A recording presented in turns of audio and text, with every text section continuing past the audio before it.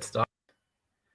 So I hope you can see it. I hope everything is visible and clear. So yeah, Mark, I'm kind of a DEX manager that has a DAO that basically is focusing on building what we call the first DEX. And as already mentioned a few, I'd like to introduce today. Maybe you'd ask, is a need for DEX, what's layer 3? But we will just do this now. Depending on how deep you're into the whole topic of crypto, of Bitcoin and Ethereum, I guess everyone in here in the stream knows Bitcoin and Ethereum. But yeah, if you're not trading on a centralized exchange only, if you're swap or Bitcoin, I mean the all-in-this hype, the NFT craze, we have all experienced several big hypes in the last years side of centralized exchanges. You may have also experienced the issues of Bitcoin and Ethereum, where mostly high transaction fees. DeFi summer, Uniswap swap was costing about 200, 300 USD. Just the latest days were like 50 USD, and you had to wait this or at least our latest NFT on the Bitcoin blockchain minted, and has been minted. It then took a few minutes to hours to get it settled. And also very important, Ethereum are definitely the big ecosystems in space. I mean, Bitcoin with its whole mining industry, Ethereum with its DeFi apps, with layer 2 solutions like Optimism, and I don't know what else exists. It's correct, like you still exchange between Bitcoin and Ethereum in a self-custodial way without limits. And yeah, there are a few other issues we try to solve with our DEX. It's the scaling issues we've already talked about, but of course also privacy and security. I mean, with FTX, now the risk of assets in a centralized storage, we all maybe have been affected by the ledger data leaks. So these are always risks when you trust a centralized institution.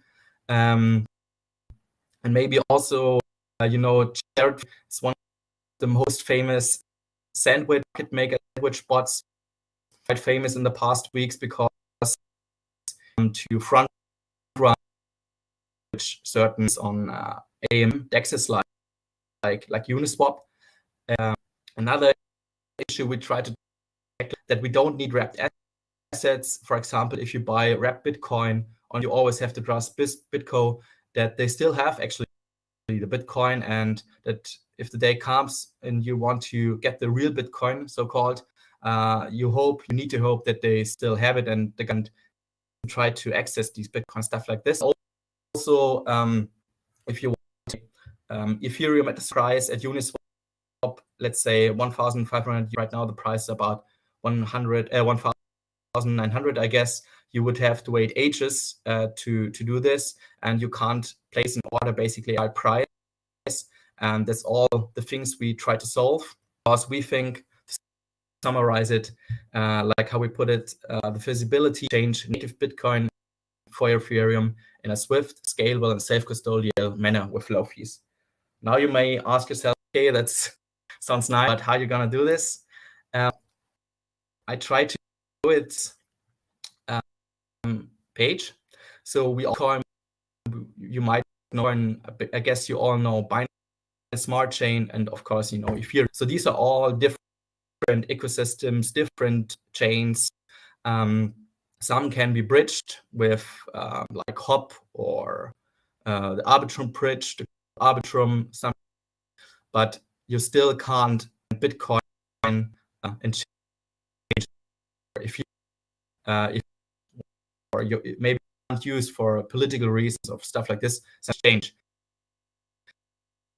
So there are the DEX companies waiting solutions for both of these bigger ecosystems, for the Bitcoin ecosystem, Lightning Network. I guess many of about the Lightning when more adopted Okay, I just got a message that the sound is bad. Is this the case? Can you comment it?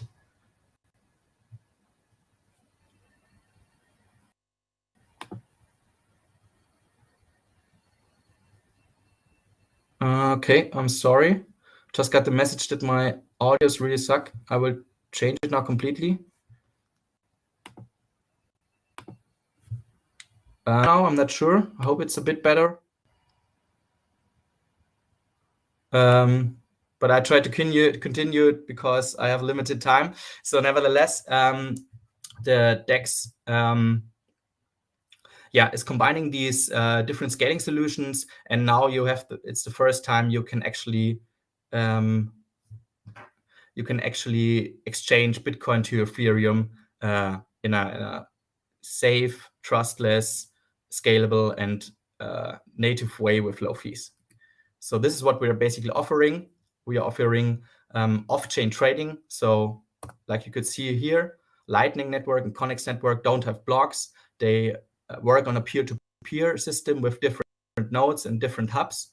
And once you're there, to the off-chain network, you have more or less the freedom to do everything you want because there are no block fees, there are no block times. You don't need certain confirmations because actually everything is instantly settled. You can also therefore add and remove your orders as you wish. If you do this on Uniswap, if you create a new pool or remove a pool, you always pay some solid fees. That's not the case with our Hydranet layer 3 DEX. And you can also try to spread liquidity as you want. You can spread some, for example, at 1,800 USD per ETH. You can do it at a lower range a lot. You can also do it in a higher range, whatever you like. And also, we offer quite a high level of privacy because as everything is off-chain, you can't see the transactions of the trades. You can only see the channel creations and closings and also the rentals. It's also, of course, non-custodial, so it's basically a wallet we are offering where you hold the keys, the private keys of your assets, and you're also not forced to do KYC, of course. This comes with downside that in comparison to WhiteBIT, we can't offer Euro or USD trading. But another feature is also that if the swap, the HTLCs we're using, is not completely filled, users can still partly fill the orders. And we've also talked about this before.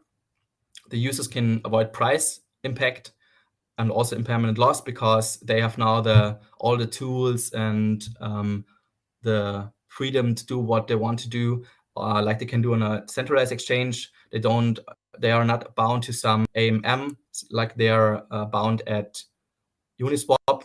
And like I said in the beginning, I guess one of our main features are cross-chain swaps, and also they don't rely on bridged assets. Hope the sound is not better. Just got a message that it's better. I hope that's the case. So yeah. We've also created this overview table. We uploaded this pitch deck to the project page on pitchdoc.com. So if you're interested and want to take a deeper dive after the presentation, feel free to do so. We've tried to summarize it and break it down into 10 pages. But here we tried to, for example, compare ourselves with Uniswap version 3. And you can only trade ERC20 tokens on, for example, Uniswap Arbitrum. So you can't trade Bitcoin. You'd have to use wrapped Bitcoin again. You still have which are fairly low. So basically, we could maybe ignore it. But regarding scalability, I guess when Arbitrum airdrop launched, we all experienced that basically every node wasn't available, that Arbiscan was down, and also the blocks weren't producing regularly because the scalability is still limited, and of course privacy too. I guess my time is running out, so I'm trying to come to an end. Some short overview. We are DAO, so we have DAO proposals. We have voted in guys who manage the treasury, which is separated from any team access. So if the team wants to have something funded, they need to ask multisig. Multisig is representing a DAO, so there's a nice combination and to avoid any power grabs. We've just gone through a ticker change. Maybe that's important to know too. We have now a unique ticker, which called is HDN. And as we are part of the WhiteBIT DemoDays, we have, of course, in WhiteBIT included, and you can trade HDN there. How you can reach us, how you can learn more about layer 3, about off-chain stuff, about Lightning Network, Connex Network, what else? We have an official website. You can reach us out at our email. You can reach us at Twitter and, of course, Discord. Yeah, so that's it. We are building layer 3 DEX because we think it's very crucial and critical that the big crypto ecosystem has a place to exchange Bitcoin to Ethereum or USDT and USDC or Arbitrum token in a self-custodial way with instant settlement, low fees, and in a private way. So that's it.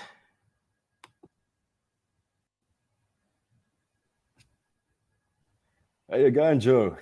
Thanks for your brief presentation. Congratulations on being the first mover of layer 3. That was the kind of the new terms I discovered, and it's quite fascinating. So I have like 1, 2, or 3 questions for you last time. Because security and privacy are ongoing hot topics in the Web3 industry. And how does your initiative tackle security and privacy challenges in the industry? Yeah, like I tried to explain it, the trades are off-chain. So at Uniswap, you can see every trade, everything you're doing. And as the trades are off-chain, you can't see it. So you have more privacy in comparison to, yeah, let's say, example, Uniswap or other on-chain dexes. Yeah, that's totally basically the answer. sense. Definitely, that's quite forward. Thank you for clarifying. Mentioned about a DAO, a digital centralized autonomous organization for the people that don't know it. So it's you make governance proposals. And my question is to you: if the community makes some type of desired behaviors in your DAO, do they also get rewarded by any type of mechanism? At the moment, we don't have a raw system implemented yet, unfortunately. But we've made experience as a community that it's a very active community. We have hundreds, millions of votes each time, actually, because you can vote with the HDN token, a snapshot. So we have a very active community, and we don't have this yet. We're currently quite focused on DEX release, but we are already thinking about some kind of extra motivator for guys who are actually proposing and bringing on the stuff to get this project going, so that they are not doing this for free. So yeah. Yeah, I mean, it's a part of incentivization for the community, but in the end, they are together with you. They have the opportunity to navigate together with you. So I think that's where the core value is actually, and a no-brainer that you have a group. So I believe the community must be happy, and also hearing the anticipation you have like numbers, that's amazing. So congrats on that too. Also, after diving into your roadmap, saw that there are like actually some plans mapped out for against like malicious and illicit activities, like the actor protection mechanism against DDoS attacks. Is there any chance you could share with us some hot alpha about your upcoming and significant malicious actor protection mechanism? Yeah, indeed, at least a bit.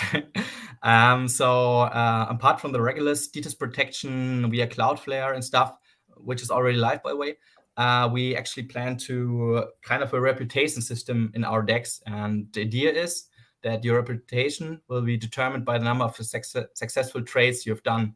And if someone tries to post orders that they don't execute properly for any reason, for bad setup or for malicious reasons, the user will lose reputation, get a lower priority in our order matchmaking engine.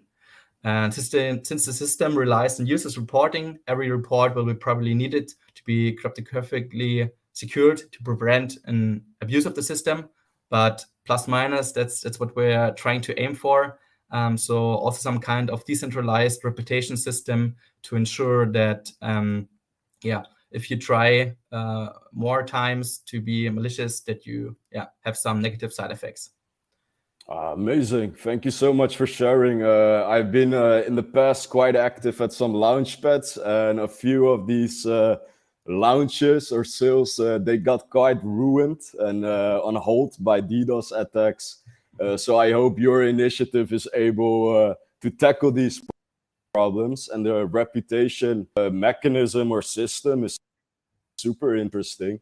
We have some more time. I have one more question that I could ask you, and perhaps the community at YouTube, don't be shy. If you have a question for Hydranet, this is your chance.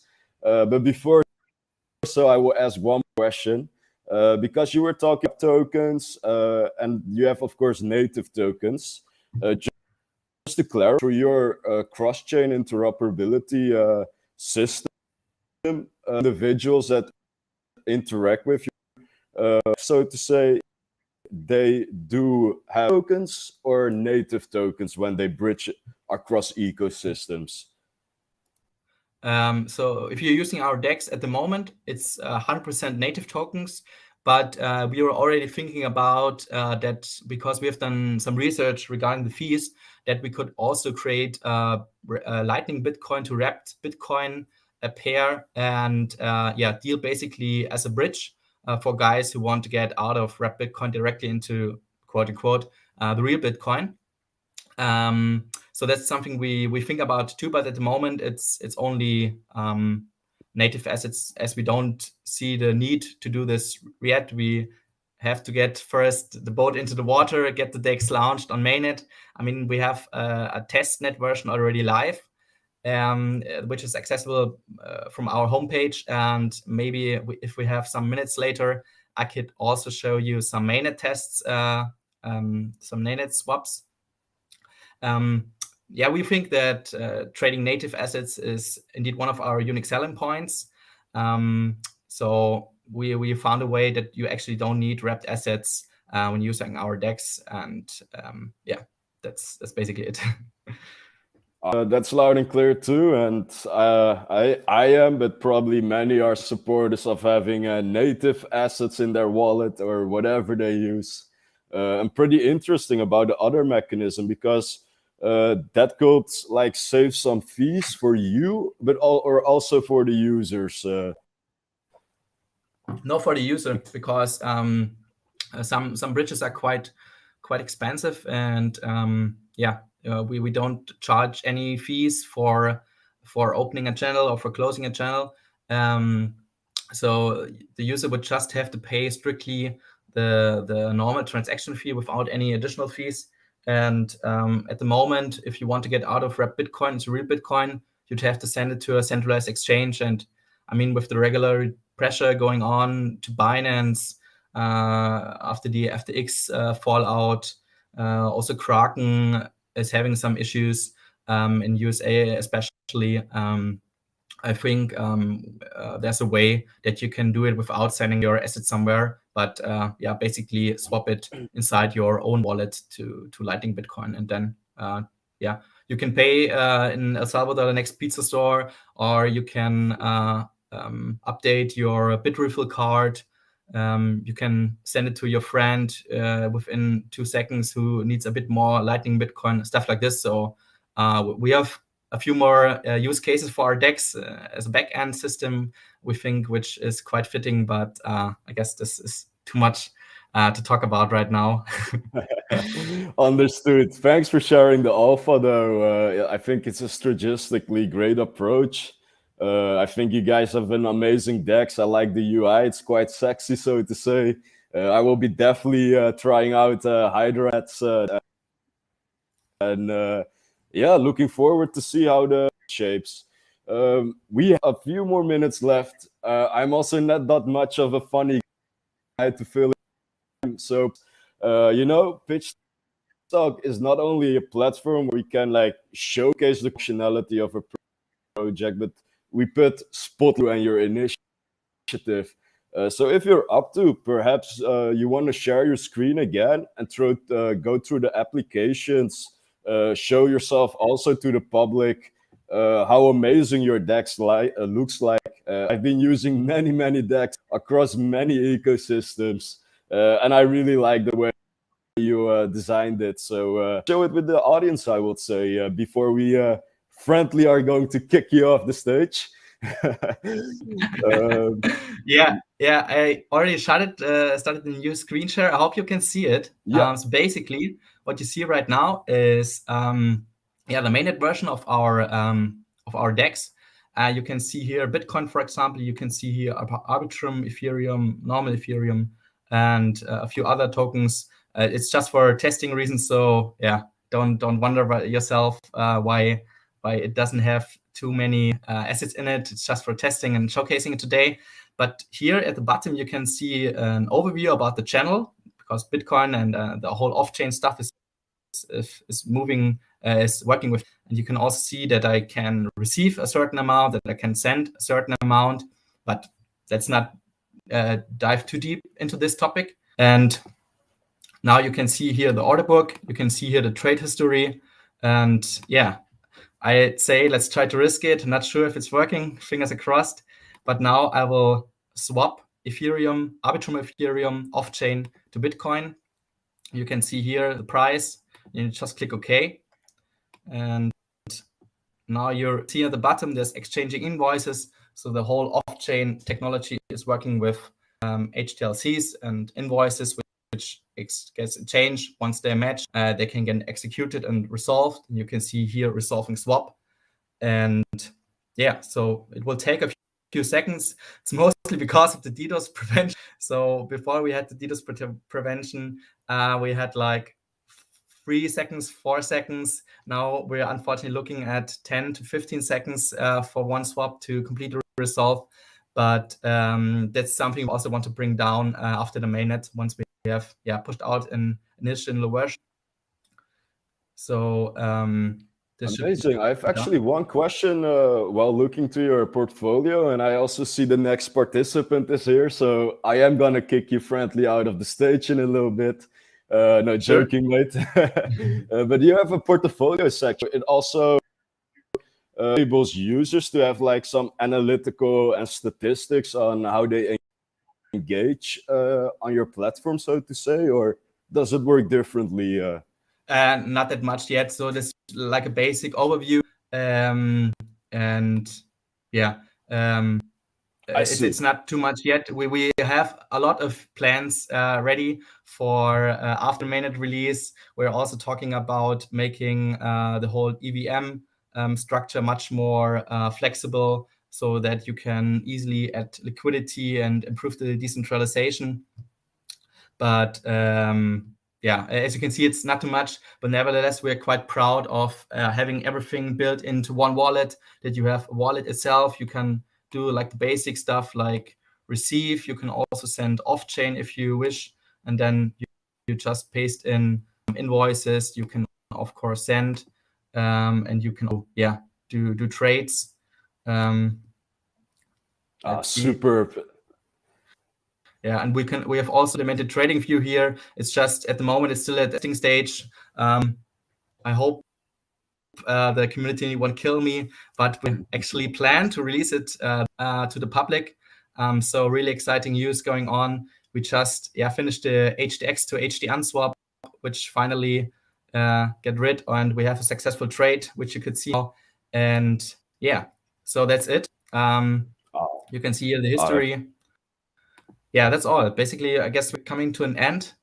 And yeah. Yeah, I appreciate you so much for guiding us through this. The community can also see how it looks like, and especially very happy that we got this little bit of extra alpha.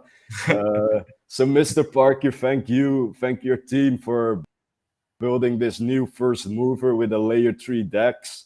I am definitely personally gonna keep you on my radar, so to say, and I would love to one of our future events when you drop your new mechanism, so to say.